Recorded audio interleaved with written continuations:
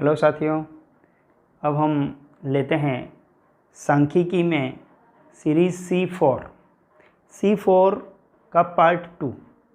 हमारा C4 का part 1 जो C4 किससे रिलेटेड है, हमारा प्रेजेंटेशन ऑफ डेटा। उसमें पार्ट 1 जो है वो है टेबुलेशन से रिलेटेड। पार्ट 1 का वीडियो हमने देखा जिसमें हमने टेबुलेशन पढ़ा, सारणी के रूप में समंकों को प्रस्तुत करना। समंकों के प्रस्तुतिकरण की जो विधाएं हैं, जो रूप हैं, उसमें पहला रूप हमने पढ़ा, कौन सा पढ़ा? सारणी के रूप में समंकों का प्रस्तुतिकरण, जिसको हम सारणीयन कहते हैं। अब दूसरी विधा हम लेते हैं, सेकंड टाइप जो है प्रेजेंटेशन का, वो है डायग्रामेटिक प्रेजेंटेशन ऑफ डेटा। समंकों का चित्र के रूप में, चित्रात्मक या चित्रमय प्रदर्शन या चित्रमय प्रस्तुतिकरण, चित्रों के रूप में समंकों को प्रस्तुत करना। यहाँ पर चित्र बनाए जाएंगे। अब चित्र कौन से होते हैं? एक तो हो ड्राइंग के जो डायग्राम हैं, ड्राइंग के, वो यहाँ नहीं हैं। यहाँ पर स्टैटिस्टिक्स के जो डायग्राम्स हैं उनको हमने डिवाइड किया है 5 वर्गों में। पहला वर्ग है हमारा बार डायग्राम, दंड चित्र या एक विमा चित्र, 1 डायमेंशनल डायग्राम। इसके अंदर 1 डायमेंशनल डायग्राम में हमने 4 चित्र लिए हैं। पहला है सरल दंड चित्र, सिंपल बार डायग्राम। दूसरा है उपविभाजित दंड चित्र, सब डिवाइडेड बार डायग्राम। तीसरा है बहुगुणी दंड चित्र, मल्टीपल बार डायग्राम। चौथा है प्रतिशत दंड चित्र, परसेंटेज बार डायग्राम, या इसको परसेंटेज सब डिवाइडेड बार डायग्राम भी बोलते हैं। ये चारों जो हैं वो किसके रूप हैं? एक विमा, 1 डायमेंशनल डायग्राम के ये 4 प्रकार हैं। अब हम लेते हैं 2 डायमेंशनल द्विविमा चित्र। ये क्या होते हैं, इनको हम डिटेल में बाद में देखते हैं। द्विविमा चित्र, 2 डायमेंशनल डायग्राम। इसके अंदर कौन कौन से डायग्राम आएंगे? आयत चित्र, वर्ग चित्र, वृत्त चित्र।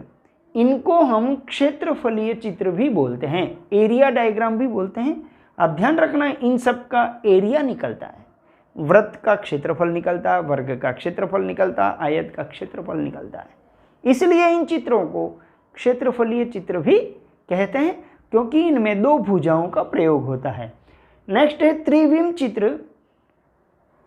3 डायमेंशनल डायग्राम में घनाभ, बेलनाकार चित्र, ये सब, इन सब का आयतन निकलता है, वॉल्यूम निकलता है, इसलिए इनको वॉल्यूम डायग्राम भी बोलते हैं। ये त्रिविम चित्र हैं। 3 विमा, 3 दिशा अर्थात लंबाई, चौड़ाई, ऊंचाई, 3 मापों का प्रयोग होगा। द्विविमा मतलब 2 मापों का प्रयोग होगा, लंबाई और चौड़ाई, और एक विमा में केवल 1 माप का प्रयोग होगा, लंबाई या ऊंचाई।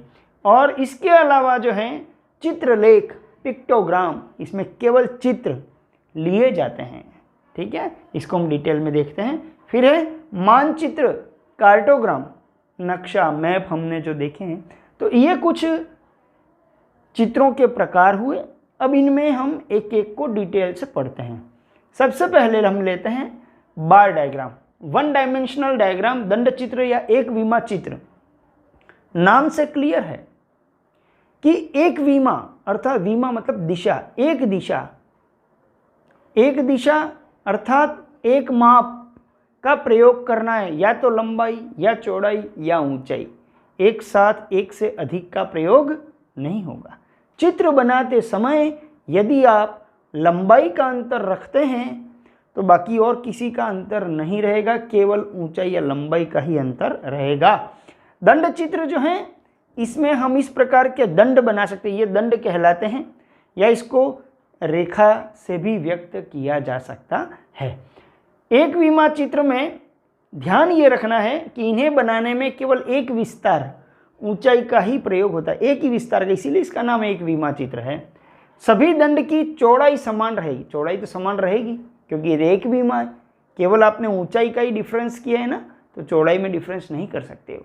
सभी दंड की चौड़ाई समान रहेगी और दंड के बीच का जो गैप है वो भी इक्वल रहेगा। ठीक है ना। अब हम बात करेंगे सिंपल बार डायग्राम, सरल दंड चित्र। पहला जो है सरल दंड चित्र, इसमें हमको यही बातें ध्यान रखनी है, चौड़ाई समान, गैप समान और केवल ऊंचाई का ही अंतर होगा। और इन चित्रों का प्रयोग कहाँ होता है? जहाँ हमें केवल एक गुण या एक तथ्य या एक विशेषता को व्यक्त करना है, तो हमें सरल दंड चित्र बनाना पड़ेगा। एक समय में एक विशेषता या एक गुण से संबंधित समंकों को यदि हमें व्यक्त करना है तो सरल दंड चित्र। एक एग्जाम्पल लिया हमने, वर्ष अलग अलग दे रखे हैं और यहाँ गेहूं का उत्पादन दिया है 1000 क्विंटल में। अब केवल आपको गेहूं का उत्पादन ही व्यक्त करना है और कुछ नहीं शो करना है ना? तो एक ही गुण हुआ ना। अब इसको हम डायग्राम बनाना चाहिए। नीचे तो हम वर्ष ले लेते हैं और यहाँ हम गेहूं का उत्पादन ले रहे हैं। स्केल हमने बना लिए, 100 के डिफरेंस में स्केल बनाई है। देखिए, शुरू में हम जितना गैप छोड़ेंगे उतना गैप आगे हमको मेंटेन करना है। सभी बार के बीच में, सभी दंड के बीच में इक्वल गैप रहेगा। और कितना रहेगा? जितना हमने शुरू में छोड़ा है। ठीक है। अब 2001 में 500, तो 2001 में 500 की हाइट बना दी हमने। अब यहाँ पर इसकी जो चौड़ाई है, पहली बार में हम जो चौड़ाई बनाना चाहें हम बना सकते हैं, लेकिन अन्य सभी बार जो हैं वो इसी चौड़ाई के बनेंगे। शुरू में जितना गैप रखना है हम रख सकते हैं, लेकिन बाद में इक्वल गैप रखना पड़ेगा। अब 2002 में 400, जैसे ही वर्ष बदल गए आपको यहाँ पे गैप रखना है। वर्ष बदला ना, विशेषता तो वही है गेहूं का उत्पादन ही, लेकिन अलग वर्ष में है, इसलिए हमने तुरंत गैप कर दिया उतना ही। अब है 400, तो हाइट 400 की हो गई। 2003 गैप कर दिया, फिर से वर्ष बदला, 450 की हाइट हो गई। 2004 वर्ष बदला, गैप कर दिया, 600 की हाइट। तो ये एक बार में केवल एक ही दंड हमने बनाया है, एक वर्ष का एक दंड। क्यों? केवल एक ही सूचना देनी है, हमें केवल गेहूं का ही उत्पादन बताना है। अब हम लेते हैं बहुगुणी दंड चित्र, मल्टीपल बार डायग्राम। ये हमने इसके साथ में लिया है, उपविभाजित हम बाद में पढ़ते हैं। इसके जस्ट अगेंस्ट में है, इसमें केवल एक गुण को व्यक्त किया जाता है और इसमें दो या अधिक गुणों को या विशेषताओं को या तथ्यों को एक साथ व्यक्त करना है, तो हमें मल्टीपल बार डायग्राम बनाना पड़ेगा। एक समय में हमें दो या दो से अधिक विशेषताओं को व्यक्त करना है, दो से अधिक गुणों को व्यक्त करना है, दो से अधिक तथ्यों को व्यक्त करना है, तो हमें बहुगुणी दंड चित्र का प्रयोग करना पड़ेगा। लेकिन ध्यान ये रखना है कि एक ही वर्ष या एक ही समय से संबंधित जो गुण हैं वो सभी गुण जो हैं वो सारे चिपके हुए रहेंगे। सारे इनके जो गुणों के जो बार हैं, इनके जो दंड हैं वो आपस में चिपके हुए रहेंगे। जैसे ही समय बदलता है, स्थान बदलता है, तो बीच में गैप आ जाएगा।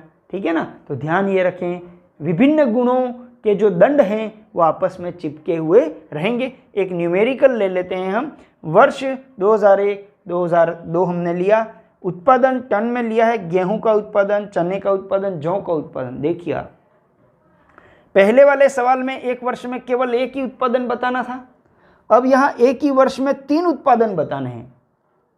तो इन तीनों के जो बार बनेंगे वो आपस में चिपके हुए रहेंगे, गैप नहीं होगा। गैप कब होगा? जब वर्ष बदल जाएगा तब गैप होगा।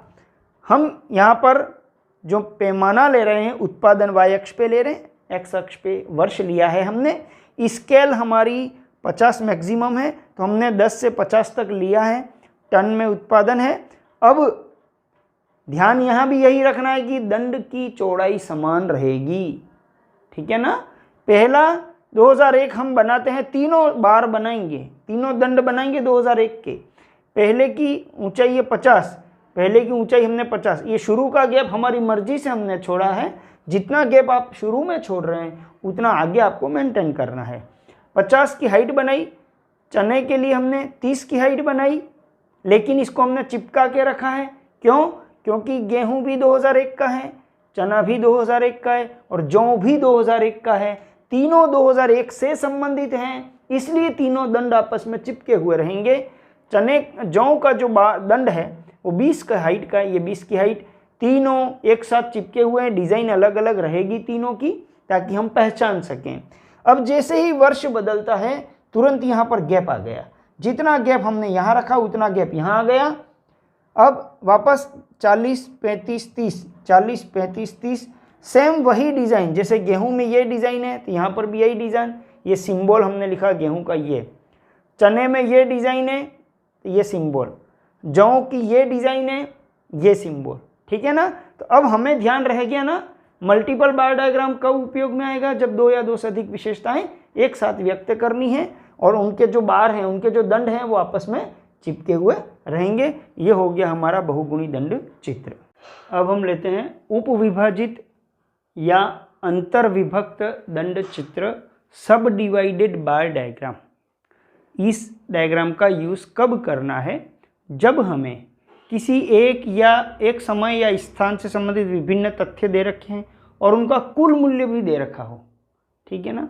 तो जो कुल मूल्य है उसकी ऊंचाई के बराबर दंड बनाया जाता है। एक दंड के विभिन्न भागों में दंड की ऊंचाई कितनी रहेगी, जो कुल मूल्य है उसके बराबर दंड की ऊंचाई रहेगी और उसके अंदर विभिन्न मूल्यों को प्रदर्शित किया जाता है, ठीक है ना। अब यहाँ पर देखिए एक न्यूमेरिकल देखिए, 2 वर्ष हैं, दोनों वर्ष में अलग अलग संकाय में छात्रों की संख्या है, कला में इतने, विज्ञान में इतने, वाणिज्य में इतने और कुल इतने। अब कुल के ये विभिन्न भाग हैं, है ना, दोनों वर्षों के आंकड़े दे रखे हैं। तो हमारे पास 2 दंड बनेंगे, 2005 का एक, 2006 का एक। 2005 का टोटल कितना है 600, तो 600 की हाइट बनेगी। 2006 का टोटल कितना है 800, तो 800 की हाइट बना दी, ठीक है। अब इसके टुकड़े करने हैं, 600 में से 300 कला के हैं, तो यहाँ 300 की हाइट रख दी हमने, ये हो गए कला के बच्चे हो गए। 300 के बाद फिर कितने 200, तो 300 और 200 500, तो अगला बैंड लगेगा 500 पे, ये 500 पे बैंड लगाया। और जो बचे हुए 100 हैं वो किसके हो गए, वाणिज्य के, ठीक है, बचे हुए यहाँ आ गए। यहाँ भी ध्यान ये रखना है, चौड़ाई यहाँ जितनी बनेगी उतनी चौड़ाई उसकी भी बनेगी, जितना गैप यहाँ रखा है उतना गैप यहाँ रहेगा, है ना, केवल ऊंचाई का ही अंतर है।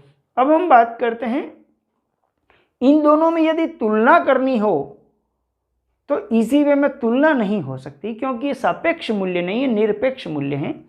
हम केवल अंकों की दृष्टि से ये बता सकते हैं कि यहाँ पर आर्ट्स के स्टूडेंट ज़्यादा हैं, यहाँ कम हैं, है ना, यहाँ साइंस के स्टूडेंट वैसे बराबर हैं, वाणिज्य के स्टूडेंट बढ़ गए, यहाँ कम हैं, यहाँ ज़्यादा, लेकिन सापेक्षिक तुलना नहीं हो सकती। उसके लिए परसेंटेज सब डिवाइडेड बार डायग्राम चाहिए या परसेंटेज बार डायग्राम चाहिए। प्रतिशत दंड चित्र, प्रतिशत दंड चित्र में भी क्या किया जाता है कि जो मूल्य दिए हुए हैं उन्हें प्रतिशत रूप में व्यक्त किया जाता है। तो प्रतिशत का तो कुल कितना होता है 100, है ना, तो विभिन्न वर्ष या स्थानों के जो टोटल की हाइट जो है वो इक्वल होगी, 100 के बराबर ही हाइट होगी इसमें।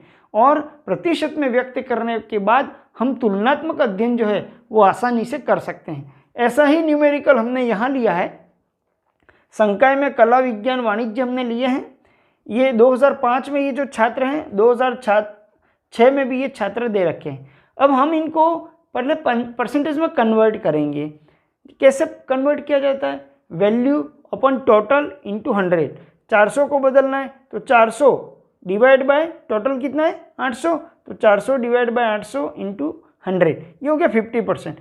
इसी प्रकार इन सबको भी कर देंगे, ये 240/800 इंटू 100 30, 160/800 इंटू 100 ये 20%, इनका टोटल कर दिया 100% आ गया। इसी प्रकार 300/600 इंटू 100 ये 50%, 240/600 इंटू 100 40%, 60/600 इंटू 100 10%, इसका टोटल भी 100%। देखिए दोनों परसेंटेज में इक्वल हो गया 100, इसलिए हमने दोनों की हाइट 100 रखी है। अब हम तुलनात्मक अध्ययन कर सकते हैं। हम ये देखते हैं 2005 और 6 दोनों में आर्ट्स के जो स्टूडेंट है वो 50-50% ही हैं। भले निरपेक्ष मूल्य अलग अलग है, निरपेक्ष मूल्य में देखें तो यहाँ 400 थे तो यहाँ 300 हैं, लेकिन यदि सापेक्ष रूप में देखें, कुल में यदि प्रतिशत देखें कुल में इसका कितना शेयर है, तो 50% शेयर पहले भी था, 50% बाद में भी है। फिर हम देखते हैं विज्ञान के जो बच्चे हैं उनका परसेंटेज जो है वो बढ़ा है, यहाँ पर परसेंटेज ज़्यादा है, यहाँ पर परसेंटेज कम है। और जो कॉमर्स है उसके परसेंटेज पहले कम ज़्यादा थे, अब कम हुए। तो हम तुलनात्मक अध्ययन कर सकते हैं कि 5 से 6 की तुलना में प्रतिशत की दृष्टि से देखें तो आर्ट्स के बच्चे सेम हैं, साइंस के बढ़े हैं, कॉमर्स के कम हुए। जबकि निरपेक्ष में देखिए आप, निरपेक्ष में ये कम हो गए, ये इक्वल है जबकि, और ये कम हुए, है ना। तो जब हमें तुलनात्मक अध्ययन करना है तो ये वाला जो प्रतिशत दंड चित्र है इसका उपयोग करना चाहिए, ताकि हम इसके विभिन्न विभागों का तुलनात्मक अध्ययन कर सकें। ये हमारे 1 जो चित्र थे, दंड चित्र थे, उनके 4 प्रकार थे। इन्हें हम यहीं समाप्त करते हैं। धन्यवाद।